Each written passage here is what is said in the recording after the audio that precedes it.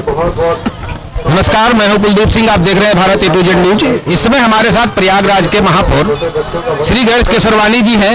अभी आपने देखा प्रयागराज का पूरे विश्व में, भारत में जो नाम पैदा करके आए हैं, राष्ट्रपति जी से अवार्ड सम्मानित किया गया है। साथ में उत्तर प्रदेश के यशस्वी मुख्यमंत्री द्वारा यहाँ के मेयर साहब को और नगर आयुक्त साहब को भी पुरस्कार दिया गया है। इस बात को लेकर कि पूरे भारत में जो प्रयागराज है वो स्वच्छता के मामले में नंबर 1 पर है और यहाँ की जो 67 करोड़ जनसंख्या प्रयागराज में स्नान करके गई महाकुंभ में, उसके गुणगान पूरे विश्व के अंदर हो रहा है। बहुत इम्पॉसिबल काम था। लोगों का ये मानना है कि ये कैसे संभव हो गया, किसी एक जगह पर 67 करोड़ जनसंख्या स्नान करके चली जाती है। ये विदेशों में, अमेरिका में, जापान में लोग ताजुब की बात मानते हैं और उसी बात को लेकर हमारे मेयर साहब को अभी पुरस्कृत किया गया है। दिल्ली के अंदर, पूरे उत्तर प्रदेश, पूरे भारत के अंदर आज ये चर्चा का विषय बना हुआ है। हमारे साथ है मेयर साहब। हम पूछेंगे कैसा अनुभव रहा दिल्ली में जाकर और प्रयागराज का जो पूरे विश्व में नाम हो रहा है उसको लेकर भी प्रश्न पूछेंगे।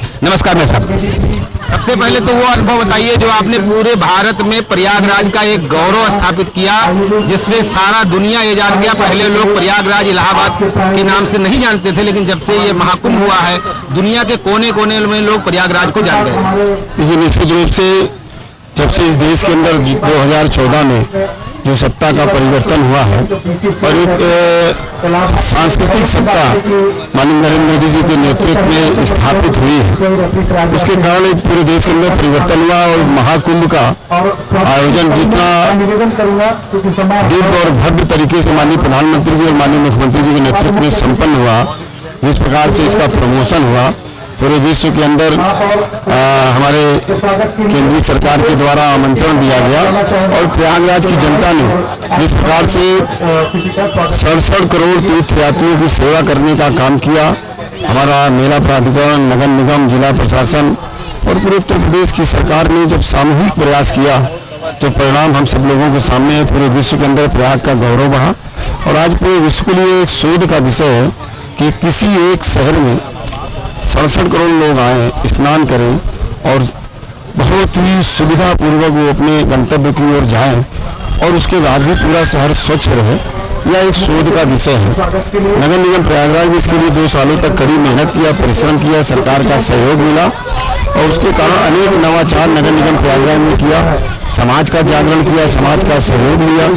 दुनिया की सबसे बड़ी रंगोली बना करके जहां भारत प्रयाग के प्रत्येक नागरिकों को स्वच्छता के प्रति प्रतिबद्ध किया गया और इसी तरीके से जन जागरण के अनेक कार्यक्रम जो हुए, उस कारण समाज हमारा जागरूक हुआ, नगर निगम का सहयोग किया और उसका परिणाम ये रहा कि दिल्ली के अंदर पूरे देश के सामने महामहिम राष्ट्रपति जी ने अपने 10 मिनट के उद्बोधन में 3 मिनट तक प्रयाग के नागरिकों की प्रशंसा करने का काम किया, अद्भुत कुंभ की प्रशंसा करने का काम किया, प्रयाग की जो स्वच्छता थी, जो दिव्यता थी, जो हरियाली थी, उसकी प्रशंसा करने के उपरांत उन्होंने कुंभ के सफल आयोजन के लिए विशेष पुरस्कार दिया और साथ ही गंगा टाउन सिटी में पूरे देश के अंदर प्रयागराज को प्रथम पुरस्कार से सम्मानित करने का कार्य महामहिम राष्ट्रपति जी ने किया। ये प्रत्येक प्रयागराज वासियों के लिए एक गौरव का विषय है, हम सब लोगों के लिए गौरव का विषय है, नगर निगम परिवार के लिए गौरव का विषय है। हमारे सभी माननीय पार्षद, सभी अधिकारी, सभी कर्मचारी, हमारे स्वच्छता मित्र, इन सब लोगों ने जी तोड़ परिश्रम किया और उसी का परिणाम रहा कि प्रयाग का गौरव बढ़ा है। प्रयागराज सदैव से एक लीडर के रूप में समाज का मार्गदर्शन करता रहा है, हर एक क्षेत्र में, चाहे साहित्य हो, धर्म हो, अध्यात्म हो, न्याय हो, शिक्षा हो, राजनीति हो। इस क्षेत्र में प्रयाग ने सदैव ऐसे मूर्धन्य लोगों को बढ़ने का काम किया है और आज इसी श्रृंखला को आगे बढ़ाते हुए प्रयागराज ने जो एक अद्भुत उपलब्धि हासिल की है, मैं सभी प्रयागराज वासियों का अभिनंदन करता हूँ और इसी प्रकार के सहयोग की अपेक्षा भी करता हूँ। चूंकि प्रयागराज की ये जो महाकुंभ का उद्घाटन कराना हो गया और इसको सही रूप से सम्मिलित करना हो गया, इससे और साथ में आपका राष्ट्रपति से पुरस्कार जो लेना हो गया, उन सब चर्चाओं में आपको एक राष्ट्रीय स्तर पे लोग देखने लगे हैं और राजनीतिक गलियारों में ये भी चर्चाएं हैं कि आपको राष्ट्रीय स्तर पे कुछ बड़ा पद मिलने वाला है। इस पर कितनी सत्ता है? देखिए, मैं भारतीय जनता पार्टी का एक सामान्य सा कार्यकर्ता हूँ। पार्टी जो भी दायित्व देती है पूरी निष्ठा ईमानदारी से उसका निर्वहन करने का प्रयास करता हूँ। पार्टी जो भी कहेगी वो हम सब लोग करेंगे। पूरा देश आपको अब सुनना चाह रहा है, तो कुछ देशवासियों के लिए, क्योंकि जो नाम प्रयागराज में हुआ है, जैसे योगी जी उत्तर प्रदेश के मुख्यमंत्री है, लेकिन बहुत से प्रदेशों में लोग कहते हैं कि मुख्यमंत्री मेरा कैसा हो, योगी जी जैसा हो।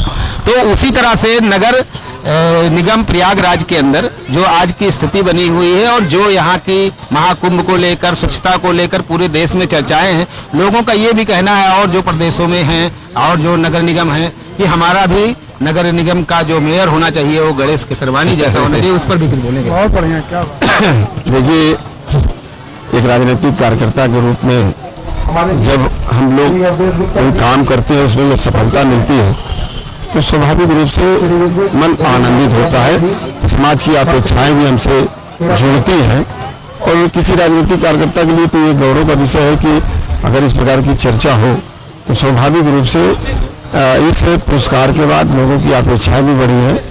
तो हम लोग और परिश्रम करेंगे, लेकिन जैसा आप कह रहे हैं तो कोई भी व्यक्ति होगा आनंदित होगा, तो ये आनंद का विषय मेरे लिए भी है। एक और उत्तर प्रदेश का एक एनर्जी प्लांट, पहला एनर्जी प्लांट प्रयागराज में लगा है, नैनी के अंदर, और जहां पर कचड़ों वगैरह को सफाई करके, उसमें थोड़ा सा बताइए देशवासियों को। देखिए, जब कुंभ की तैयारी हम लोग कर रहे थे उसी समय हम लोगों ने संकल्प लिया कि जो कूड़े का निस्तारण है उसकी क्षमता को और बढ़ाना है, और इसलिए जो हमारी क्षमता लगभग 400 टन की प्रतिदिन कूड़े के निस्तारण की थी, उसे हम लोग 1500 टन तक ले गए।